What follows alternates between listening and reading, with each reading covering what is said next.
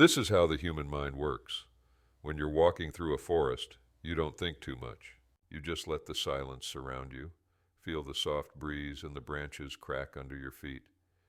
It's in our nature to yearn for such scenery. No matter how much we thrive in busy, concrete-soaked cities, forests are always welcoming and refreshing to us. The air is clear and crisp, and daylight plays hide and seek through the tall branches. It's inspiring and beautiful. Sometimes, though, as you walk on your path, your mind begins to focus on small things, noises, gusts of wind, shadows in the trees. Such silence can be both welcoming and unsettling, depends on how you view it. Forests are double-sided coins.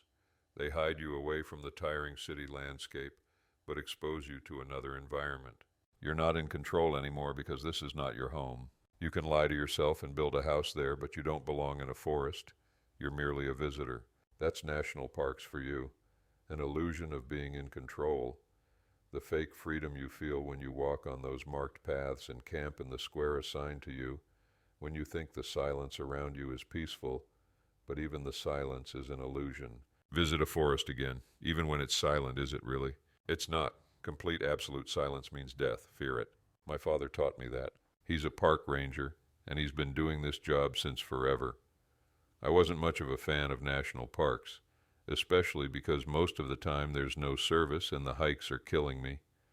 I'd rather enjoy nature by swimming in a lake or skiing. Why break your legs to end up to a high point just to see a random valley? Not to mention the animals. They were everywhere, and the insects always got on my nerves. I never understood his love for the forest. I guess that was one of the reasons why he started telling me scary stories from his night shift. Looking back, they were obviously made up, but to younger me they seemed believable. I used to think he was so brave for working the night shift. As I got older, I got into horror, and even if I didn't believe in his forest creatures anymore, I still liked the idea of spending the night in a small cabin in the middle of nowhere, just for that dose of adrenaline.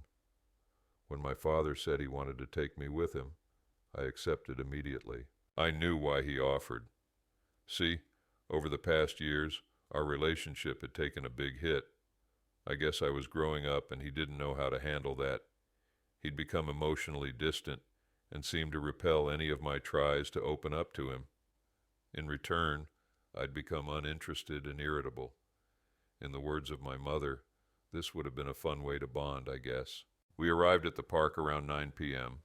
His shift started at 10 p.m. and ended at 6 a.m. His Jeep pierced through the darkness and ventured into the woods. The headlights flashed the trees, turning them white against the black sky.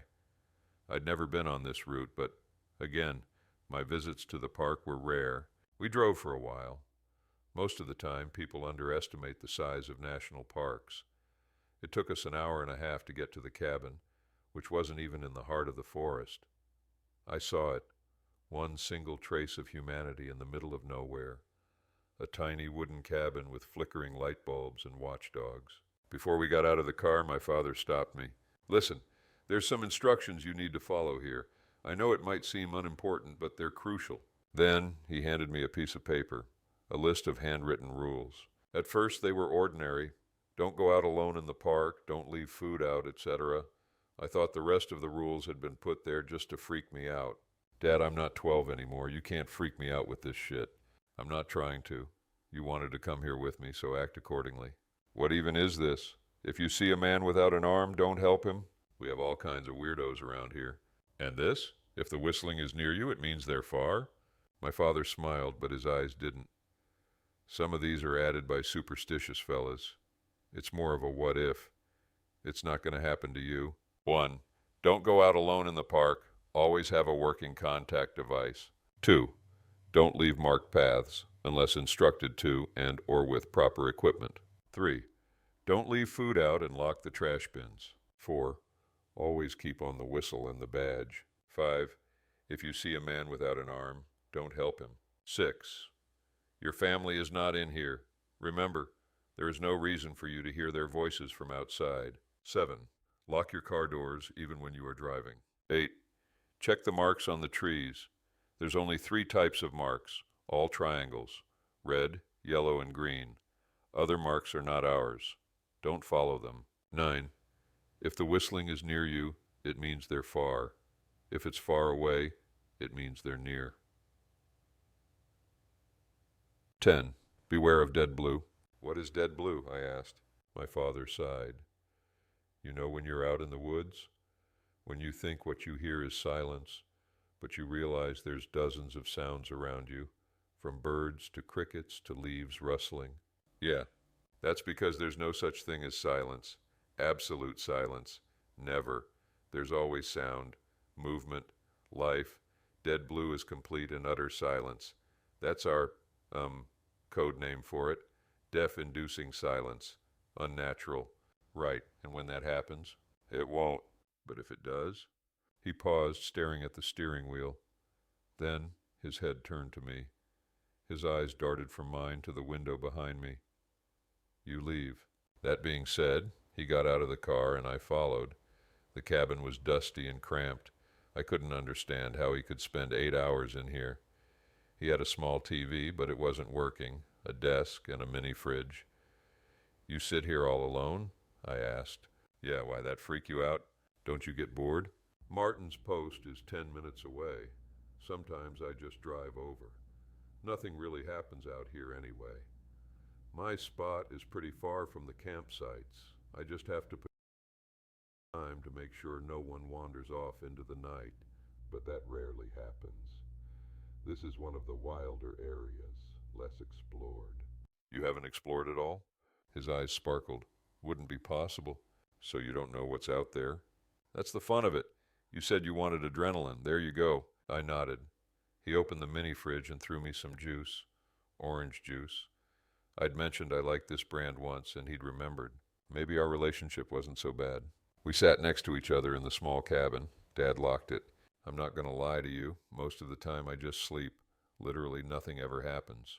So you really didn't see any creatures out there like the ones you told me about when I was little? I jokingly asked. The only creature out there is my manager, and I'd rather face a million cryptids than talk to him. I laughed. I leaned in to look out the windows. I can't see anything, just my reflection. Want me to dim down the light? Yeah. He did, and darkness crept inside the tiny cabin. The woods became more prominent, more vivid. The light made by the moon was unbelievable, and the stars were actually visible compared to the polluted city. The cabin was on a hill, propped up a tree, with a trap door and a ladder leading to our car. We could actually see above the tree line, into the valley. We spent the first hours talking.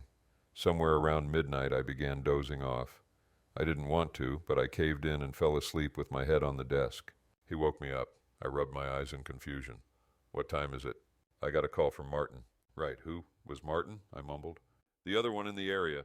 He says he got a call from the campsite and someone's missing. We need to go search for him. We? As in us? Yeah, you'll stay in the back seat. I'm on the phone with Martin right now. I could hear Martin's muffled voice through the speaker. Wait, don't take the kid. Why not? He'll stay in the car. Paul, it could be one of those nights. We won't get out of the car. You can't guarantee that. Well, I can't leave him here, alone, in the dark. A pause followed. Look, Paul, I understand you wanted to do a take-your-kid-to-work day, but I don't know about this one. It could be dangerous. We're literally just going to drive around for a bit. It's fine. Leave him in the cabin. Dad put his hand over one of the speakers, so I didn't understand what Martin told him. His eyes kept darting to the window behind me. He sighed. Martin will come pick me up. You are staying here, locked. Turn the lights off and wait for me to return. It's going to take a minute and you'll be safe here. What? I'm not staying here alone. What did Martin tell you to change your mind? It doesn't matter. I'll return in maximum half an hour. You can go back to sleep if you want, or I can call you and we can talk. I was afraid, truly afraid. I did not want to show it, especially after I'd complained that nothing interesting happened around there. So I reluctantly agreed. My dad opened the trapdoor and climbed down the ladder.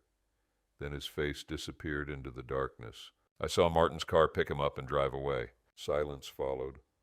I wished I'd been home, in my bed. Instead, I sat stiff on the chair and waited and waited. I began imagining the worst. What if they'd crashed? What if a bear had found them?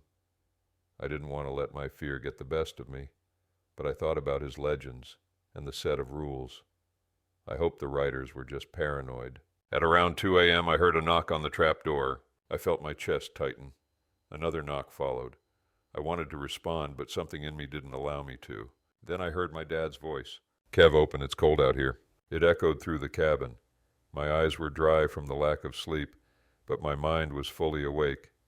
I stared at the phone, then at the trap door. "Kev, open, please. I know you're there. I saw you at the window." I turned off the light completely.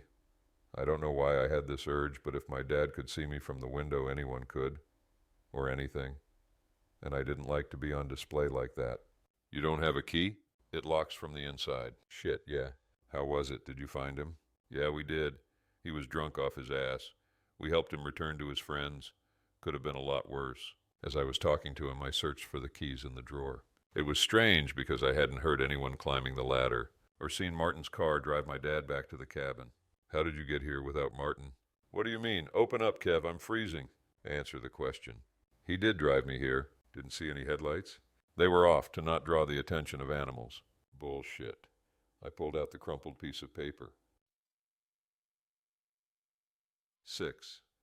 Your family is not in here. Remember, there is no reason for you to hear their voices from outside.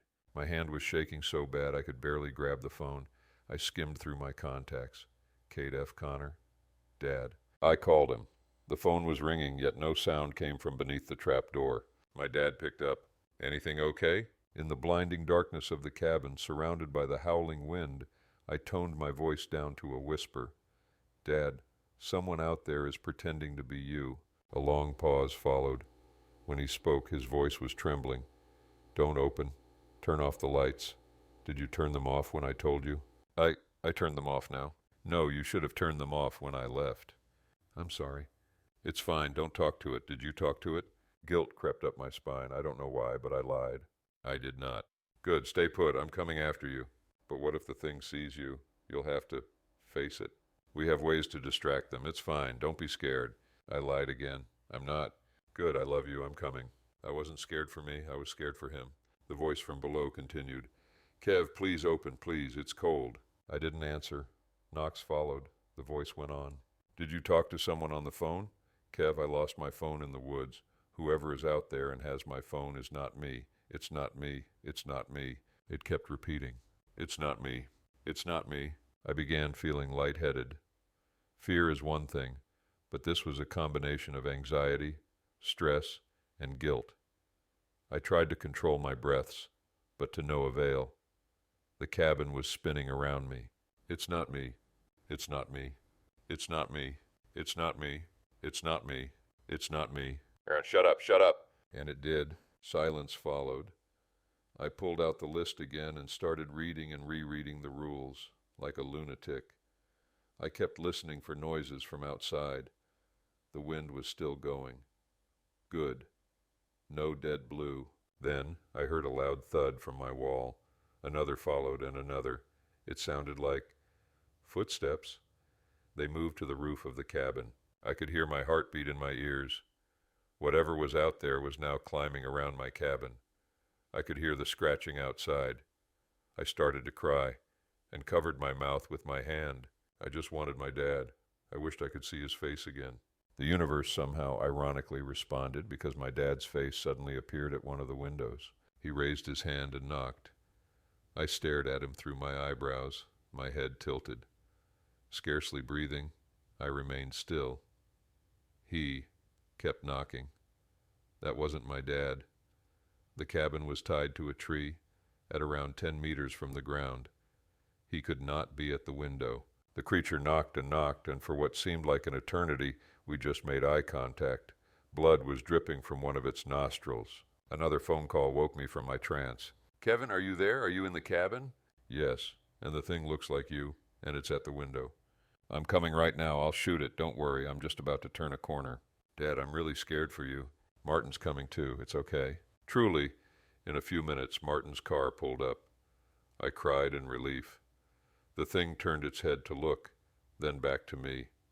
It opened its mouth wide, and using its fingers, pulled the corners upwards to form a smile, then jumped into the woods, into the darkness. Gunshots followed.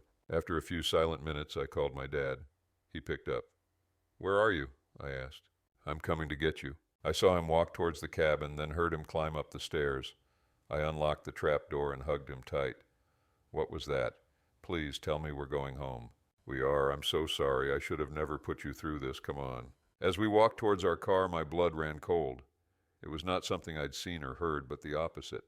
See, the wind had stopped. The crickets had stopped.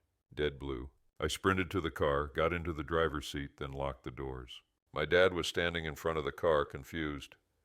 That's when I got a text, and I hit the gas. I ran him over, then turned the car around and sped up into the night. I barely knew how to work it out since I didn't have my license, but I left as quick as possible. Behind me, a car followed. When I got to the nearest checkpoint, I stopped. The car was Martin's. He got out alone. "Where's my dad?" I asked. "He took an ATV to get you. Said he'd get there faster. I texted him to turn around and that you were safe." The text he'd sent me. Martin and I split up. He may get there faster than me, and if he does, he'll text me to turn and head to the checkpoint. There is no one with Martin. He's alone. I thought I'd unlocked the trap door to my dad when he'd actually taken an ATV and turned to the checkpoint. The thing I'd ran over wasn't my dad, and I'd known it since I felt that unnerving silence. However, no one at the checkpoint had seen my father. As I'm typing this, I'm afraid for him, but a part of me knows he's alive. Maybe he took another route or got lost. Whatever he did, I'll find him.